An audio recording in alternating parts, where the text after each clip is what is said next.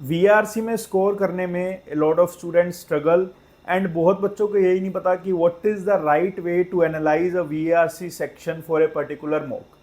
आप लोगों को इतना एक्सेल शीट में, इतना प्रोग्रेस ट्रैकर में फंसा दिया जाता है कि आप अपना डेटा उस पर फिल करते रहते हो, ग्राफ्स एनालाइज करते रहते हो, बट जो रियल चीज़ वर्क करती है वो बहुत लोगों को पता ही नहीं है। So in this video, we will basically talk about the real things and we will not discuss anything about the Excel trackers, about the sheets, about the graphs, about the accuracy. No. The only thing that matters and the only thing that you should be concerned of is your scores. No matter what your accuracy is, no matter how many RCs are you attempting, no matter what your speed is. If your scores are fine, if your percentile is fine, then everything is fine. Otherwise it is very easier said than done कि भैया आप accuracy बढ़ा दो, आपका graph ये बोल रहा है, आपकी शीट ये बोल रही है। And believe me, in my time also I made a lot of different excel sheets, but never ever I looked at those excel sheets और never ever those excel sheets helped me to improve my score. And मैंने बहुत VRC topper से बात करी है, उनकी जो सलाह होती है उस सलाह में कभी भी एक्सेल शीट का कोई भी जिक्र नहीं होता। It is just to gain a lot of views on the YouTube as well as Instagram की हमें या बहुत सारे इन्फ्लुएंसर्स को एक एक्सेल शीट का ट्रैप सेट करना पड़ता है, but these Excel sheets do not help you a lot. So in this video I will discuss 5-step strategy which really can help your score boost in the VRC section, and these strategies are very simple, means it will actually work during your next attempt. It will actually work within next 5 to 10 days. So you don't have to create a lot of beautiful Excel sheets, or you don't have to create some unheard strategies, right? Just follow the simple methods that actually should be there, implement that, and believe me, those methods will gonna work 100%. The time may change, the impact may change, but those methods will gonna work 100%. So step 1 बहुत ही simple चीज़ है जो बहुत बच्चे mistake कर देते हैं। I will always suggest students कि जब आप एग्जाम दे दो, specially for the VRC section, you have to analyse that particular mock then and there only. उसके बीच में बहुत ज़्यादा गैप नहीं आना चाहिए, बिकॉज जितना गैप आता रहेगा ना, लेट से आपने 2 दिन का गैप ले लिया between your mock attempt and between your analysis, तो उसमें क्या होता है ना कि आप 2 दिन के बाद उतनी एफिशिएंटली सोच नहीं पाओगे कि आपने मॉक अटैम्प्ट करते टाइम वो पर्टिकुलर ऑप्शन चॉइस, वो पर्टिकुलर क्वेश्चन क्यों अटैम्प्ट किया था, वो ऑप्शन क्यों चूज किया था, वो पैसेज पढ़ते टाइम आप क्या सोच रहे थे। So whenever you are giving the mock, make sure you are analysing the VRC section within 18 to 24 hours, no more than that. बहुत सारे बच्चे मॉक विंडो में मॉक देते हैं, तो आई सजेस्ट कि मॉक विंडो के last दिन आप मॉक दो, ताकि नेक्स्ट डे आप एनालिसिस ले लो उसका, और एनालिसिस में just think like what you are thinking during the exam. और बार बार आप एनालिसिस में उसका पैसेज नहीं पढ़ोगे, जो भी आपको पैसेज की अंडरस्टैंडिंग है उससे आपको देखना है कि आपने वो ऑप्शन क्यों सिलेक्ट किया था, and then you have to read the text solution और you have to watch the video solution कि वहाँ पे क्वेश्चन सेटर ने क्या रीजनिंग प्रोवाइड की है, क्वेश्चन सेटर आपको किस वे में सोचने को मजबूर कर रहा है और आप किस वे में सोच रहे हो। तो जो दोनों जगह एक गैप आएगा, वो गैप आपको नोटबुक में नोट करना है कि I was thinking like this but I have to think like this manner, right, I have to think in this way. तो वहां से आपको पता लग जाएगा कि आपका एक्चुअली गैप क्यों क्रिएट हो रहा है और वो गैप आपका नैरो डाउन कैसे होगा। सो दिस इज अ स्टेप 1, बहुत ही सिंपल चीज है, कर लोगे। सो सेकंड स्टेप इज कि जब भी आप वीआरसी मॉक को एनालाइज करोगे, you will divide the analysis into 2 parts. First is your RC part, second is your VA part. और आपको दोनों को इक्वली इंपॉर्टेंस देनी है, बिकॉज पास्ट में ऐसा बहुत देखा गया है कि कभी कभी एग्जाम में RCs हार्ड आ जाते हैं और कभी कभी VA हार्ड आ जाती है। So you don't have to over depend on either of this, आपको दोनों पे डिपेंड रहना पड़ेगा और एग्जाम में आपको एक पर्टिकुलर टाइम देना पड़ेगा। आप जितना भी टाइम VA को दो, आप सोच के जाओ, तो आपको irrespective of the exams difficulty level, right, you may change it a little bit, but बहुत ज़्यादा वहाँ पे वेरिएशन आपको नहीं करना, बिकॉज पास्ट में ये देखा गया है कि जब आपको फील होता है कि आप आरसीज में बहुत अच्छा कर रहे हो बट एक्चुअली आप VA से स्कोर ले आते हो, तो we do not have to undermine the power of either RCs और VA सेक्शन। और यहाँ पे स्टेप 2 में हमें एक अप्रोच फॉलो करनी है जिसका नाम है Ben. Basically it is called broad, alien, narrow and extreme, right? BANE. तो whenever you are analyzing the VARC options, आपको देखना है कि जो बाकी के 3 ऑप्शंस क्वेश्चन सेटर ने रिमूव किए हैं उसका क्या लॉजिक था या उसका क्या रीजन था, right? Most of the cases में ये 4 रीजंस हो सकते हैं. That is either the option is too broad, मतलब आपको जो इन्फॉर्मेशन पैसेज में दी हुई है वो एक लिमिटेड इन्फॉर्मेशन है ना, वो एक पर्टिकुलर सोसाइटी के बारे में है या किसी चीज़ के बारे में है, बट जो क्वेश्चन का ऑप्शन बता रहा है वो बहुत ब्रॉड ऑप्शन है ना, वो बहुत चीज़ें और कवर कर रहा है जिसका मेंशन या जिसका जिक्र आपका पैराग्राफ में नहीं किया गया. That is the first part. Second thing is the options could be completely alien to you. That means passage में वो चीज़ का बिल्कुल भी जिक्र नहीं किया हुआ, पैसेज में कहीं भी वो चीज़ मेंशन नहीं है, बट स्टिल उसका उन्होंने एक ऑप्शन बना रखा है. And these options are, these types are very very very very easy to eliminate, because अगर वो चीज़ आपने पैसेज में पढ़ी नहीं है दैट मीन्स वो चीज़ एग्जिस्ट नहीं करती आपके लिए फॉर दैट मोमेंट एंड वो उसको आप एलिमिनेट कर दोगे. So basically whenever you are attempting the VARC section, do not make any use of your general knowledge, right? Whatever has been given to you in the RCs, you have to just assume those things only, right? Third thing is narrow option choices. बहुत बार ऐसा होता है कि आपको लगेगा कि ये option एकदम करेक्ट है बिकॉज ये पैराग्राफ से लिया गया है, राइट? एंड वो सही भी होता है, बट वहाँ पे गलती क्या होती है ना, यू ऑफन फॉरगेट कि क्वेश्चन में आपसे पूछा क्या है. फॉर एग्जाम्पल क्वेश्चन में अगर बहुत ब्रॉड चीज़ ऑलरेडी पूछी है आपसे, then you can not select a narrow option, right? जहाँ पे लेट से 3-4 चीज़ों के बारे में आपसे पूछा है क्वेश्चन में और जो ऑप्शन है वो सिर्फ 1-2 चीज़ों के बारे में बता रहा है, राइट? तो वहाँ पे आपको देखना है कि अगर वो पैसेज से भी आ रहा है, but then you have to see it from the view point of question setter कि क्वेश्चन में एग्जैक्टली आपसे पूछा क्या है. अगर जो क्वेश्चन में एग्जैक्टली आपसे पूछा है वो मेंशन नहीं है और बाकी सब कुछ मेंशन है, that means that choice is a narrowed choice.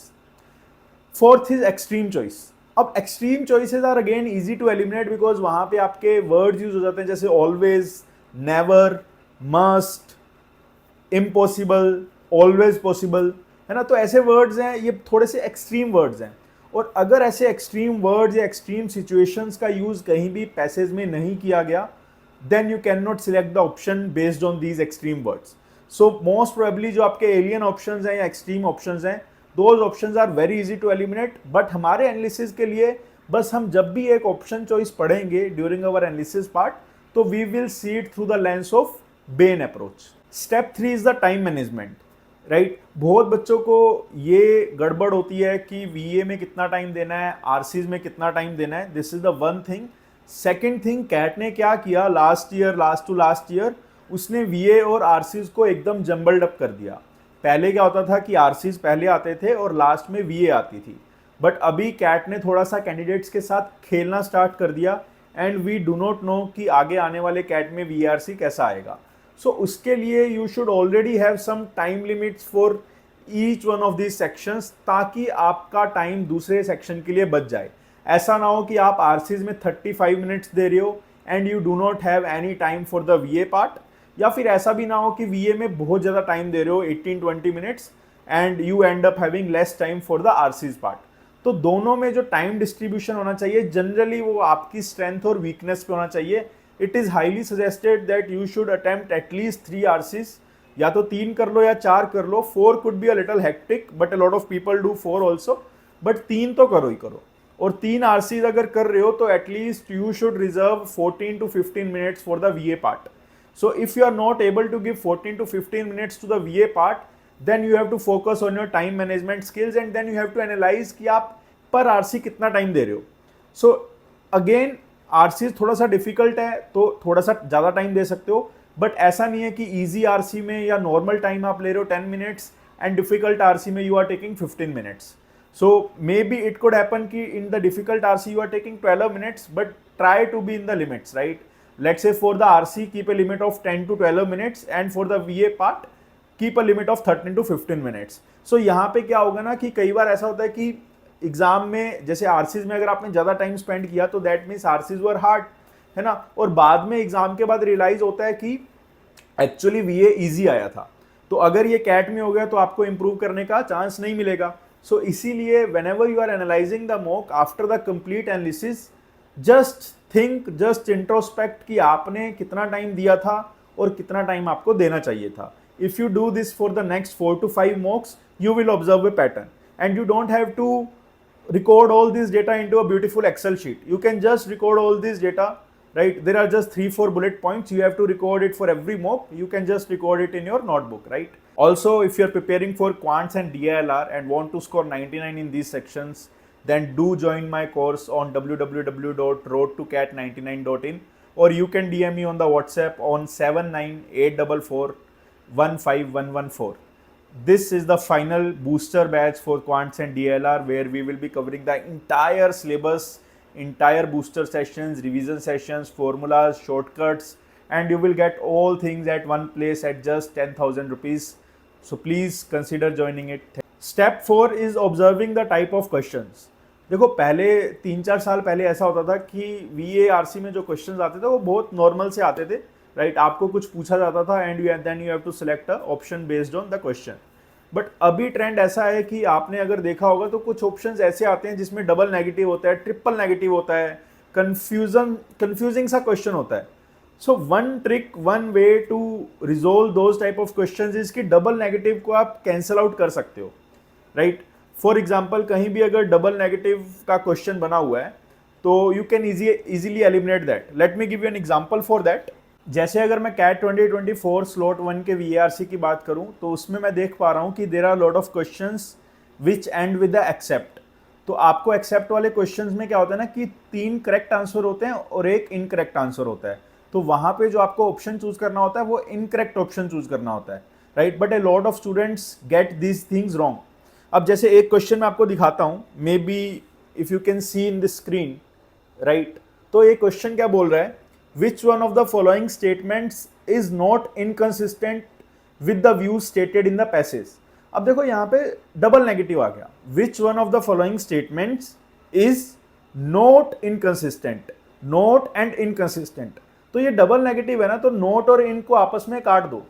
So instead of not inconsistent you can read the word consistent.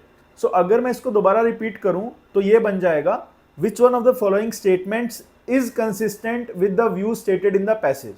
तो अब आपका क्वेश्चन बहुत सिंपल बन गया कि आपको वो स्टेटमेंट चूज करनी है जो कंसिस्टेंट हो पैसेज से, right? So this is how you have to observe the type of questions, और ये बहुत रिपीट हो रहे हैं. पास के 3-4 साल में देखोगे तो double negative, triple negative, confusing questions भी रिपीट हो रहे हैं. अब देखो ये वाला, देखो इसमें नेटफ्लिक्स वाला पैसेज है, तो मैं आपको पढ़ के बताता हूँ ये क्या बोल रहा है. विच one of the following statements if true would best invalidate the main argument of the passage, है ना? तो अब इफ ट्रू तो ठीक है ना? इफ ट्रू में आपको वो स्टेटमेंट चूज करनी है जो इनवैलिडेट करे पैसेज की थीम को या आर्ग्यूमेंट को. बट लेट्स से ये क्वेश्चन ऐसे होता कि which one of the following statements if false would best invalidate the main argument of the passage. अब फॉल्स भी नेगेटिव है, इनवैलिडेट भी नेगेटिव है, तो इन दोनों को कट आउट कर सकते हो. तो उस केस में क्या बन जाता, इफ फॉल्स रिमूव हो जाता, इनवैलिडेट की जगह वैलिडेट हो जाता. तो उस क्वेश्चन को पढ़ते आप कि ऐसा कौन सा आर्ग्यूमेंट है जो पूरे पैसेज को वैलिडेट कर रहा है ना? तो ये ऐसे क्वेश्चंस की आपको पहले से प्रैक्टिस होनी चाहिए ताकि आप during the exam, during the CAT, वहां पे अपना दिमाग मत लगाओ कि ये क्वेश्चन क्या होना चाहिए था, क्या नहीं होना चाहिए था. अगर आपकी ऑलरेडी प्रैक्टिस होगी so it will feel very natural to you. So step 5 is the last step and this is one of the most important steps. Step इसमें क्या है कि बहुत सारे बच्चे बस ये सोच लेते हैं कि जो उनका मॉक में स्कोर आ रहा है वही उनका एक्चुअल एग्जाम में स्कोर आएगा. This is 100% wrong. If you are scoring very good in mock, that does not mean you will score very good in the VARC in actual exam. If you are scoring very poor, then that also does not mean कि you will score poor only in the actual exam. तो VARC में fluctuation is very normal. What you should focus on is to be in touch with the practice for VARC section. बहुत सारे students क्या करते हैं, एक हफ्ता VARC का मॉक नहीं देते, एक हफ्ता VARC का पैसेजेस नहीं पढ़ते, एक हफ्ता उसकी प्रैक्टिस नहीं करते, and after 1-2 weeks they appear for sectional और मॉक. वहाँ पे स्कोर डिप हो जाता है और डिमोटिवेट हो जाते हैं, फिर और कम प्रैक्टिस करते हैं, फिर और बड़ा गैप हो जाता है, और उस वजह से क्या है कि उनका पूरा स्केड्यूल, पूरा प्रेप बिगड़ जाता है और टेंशन पीक पे हो जाती है और एफर्ट्स बिल्कुल लो हो जाते हैं, स्कोर्स भी बिल्कुल लो हो जाते हैं. So if you want to really improve in the VRC section, please do not judge your score by your knowledge of vocab, by your knowledge of English language, or by your scores. VRC is completely a logical based, reasoning based game. वहाँ पे जितना आप logically चीज़ों को देखोगे, answer करोगे, उतना आपका स्कोर इंप्रूव होगा. ठीक है, स्कोर नहीं आ रहा, बट आपके दिमाग में क्लियर होना चाहिए कि स्कोर आने के लिए मुझे प्रोसेस सेम ही करना पड़ेगा. स्कोर आ रहा है या नहीं आ रहा, I have to practice daily at least 1-2 RCs so that I remain in touch with the practice for VRC. And sectional मैं एक दूंगा ही दूंगा एवरी वीक. या तो सेक्शनल दे दो या मॉक दे दो, ताकि आपको हर वीक रियलाइजेशन होती रहे, आपको हर वीक एक रियलिस्टिक चीज़ पता लगती रहे कि आप कहाँ स्टैंड करते हो और आगे की स्ट्रेटेजी आपकी क्या होनी चाहिए. So this was all about the VRC. I do not know how many of you will like this video, because इस वीडियो में मैंने ये नहीं बोला कि आप एक एक्सेल शीट बना लो, आप ये जादू मंत्र कर लो, because those thing really do not work, right. Views व्यूज आ जाएंगे, बहुत कुछ आ जाएगा, but this is the honest strategy that actually helped me, helped a lot of students in the VRC. If you want me to make similar videos for the DILR, for the quants and for the overall mock, do let me know in the comments, and please join our Telegram and WhatsApp group. The links are in description.